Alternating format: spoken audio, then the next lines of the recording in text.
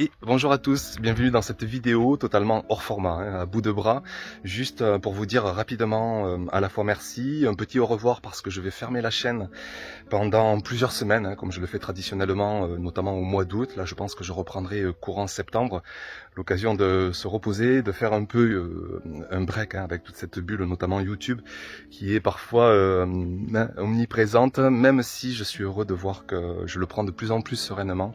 C'est chouette et les années aident à être serein, tout simplement avec tout ça, à être serein aussi au potager d'ailleurs. Et je suis content de voir que je retrouve un total plaisir à faire des vidéos. Quoi qu'il en soit, quand même, la pause s'impose pour profiter notamment de la famille et des enfants qui grandissent. C'est pourquoi d'ailleurs toute cette extension cette année, vous l'avez vécu, j'ai agrandi le potager pour répondre aux besoins grandissants de la famille. Nos enfants mangent plus que nous maintenant. J'ai vraiment des enfants qui sont dévoreurs et notamment dévoreurs de légumes, de tomates. Vous l'avez vu sur les dernières vidéos. Je pense d'ailleurs à vous, un clin d'œil à tous ces jardiniers, vous tous qui êtes dans des régions qui ont un climat très humide, très frais cette année. Des tomates qui ont beaucoup de mal, mais d'autres cultures qui se régalent avec ces conditions fraîches, humides. Mais pour les tomates, c'est pas évident pour vous.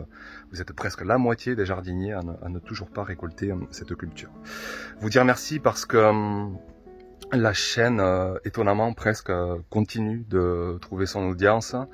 C'est vrai que c'est beaucoup de travail, je prends toujours le temps de faire du montage, de l'illustration, de montrer tous les gestes, d'essayer de mettre de la pédagogie, des sous-titres, de partager au mieux cette connaissance et cette expérience du potager. J'accorde beaucoup d'importance à ces deux mots, connaissance et expérience. Vous savez que l'intelligence artificielle arrive, que des contenus maintenant s'auto-génèrent, que la machine prend le dessus sur l'homme, sur pas mal de contenus, mais il nous reste à nous un cœur, un vécu, une expérience, une connaissance propre, une pédagogie, une façon de s'exprimer, de raconter, de transmettre.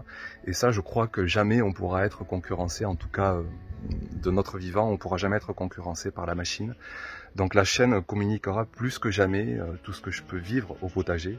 Ça fait maintenant, c'est la 7e année, 2024 qui arrive déjà très vite, ce sera la 8e année.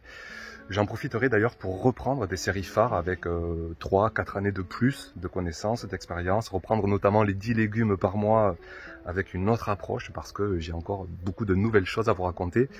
C'est vrai qu'on donne beaucoup d'importance au contenu actuel. Une vidéo vieille de 6 mois, elle est déjà très vieille.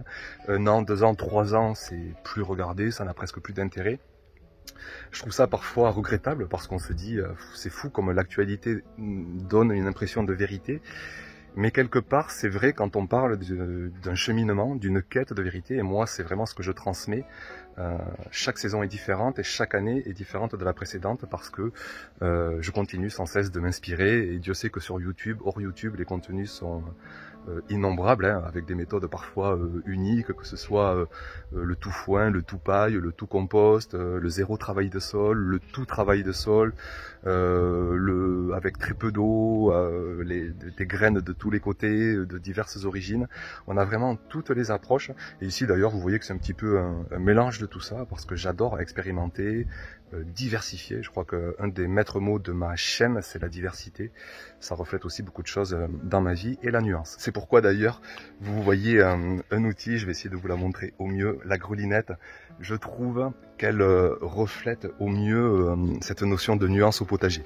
On pourra avoir une approche de zéro travail de sol, et dans ce cas-là, on n'aura presque pas besoin d'outils. On pourra avoir une approche avec un travail extrême de sol, on fait foisonner, on utilise des motoculteurs, et vous avez la grelinette qui me quitte pas depuis 8 ans, je crois.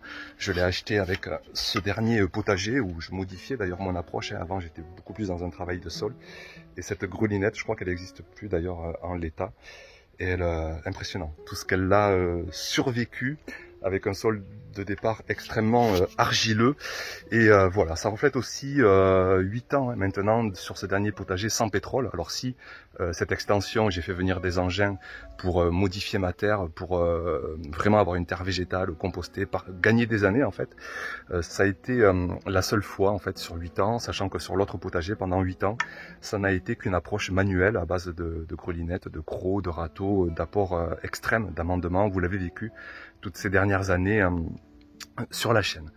Donc voilà tout simplement ce que je voulais vous dire, vous partager à la fois mon bonheur de voir que la chaîne continue, de vous partager ma sérénité avec YouTube, avec le potager où je trouve aussi maintenant des vérités. Ça a été l'objet de mon deuxième livre avec ces 10 clés d'abondance.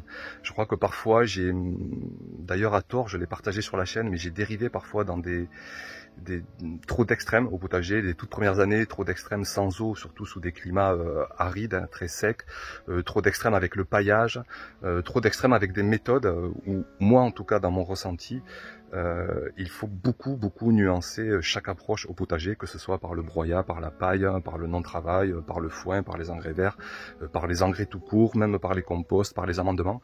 Et moi aujourd'hui je trouve une réponse géniale, abondante, en mixant un peu toutes ces approches et en ayant une diversité au potager, comme moi j'adore en fait avoir une diversité dans l'assiette.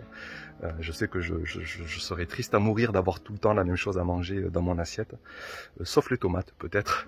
Et au potager je le vois un peu comme ça, un potager qui se régale d'avoir une diversité d'approches. Donc comptez sur moi pour continuer à partager.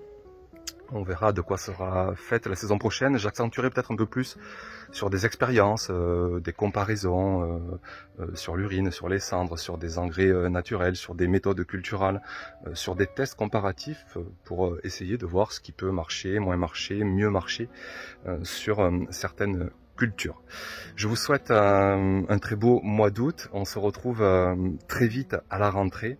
Ce sera, je le sais d'avance, un grand plaisir. Hein. Les coupures, ça aide à se rendre compte de ce qui nous manque. Et je sais d'avance que vous allez me manquer et que YouTube sera un plaisir à reprendre. Merci encore d'être présent, d'être là à mes côtés et de suivre cette aventure. À bientôt pour de prochaines vidéos. Ciao!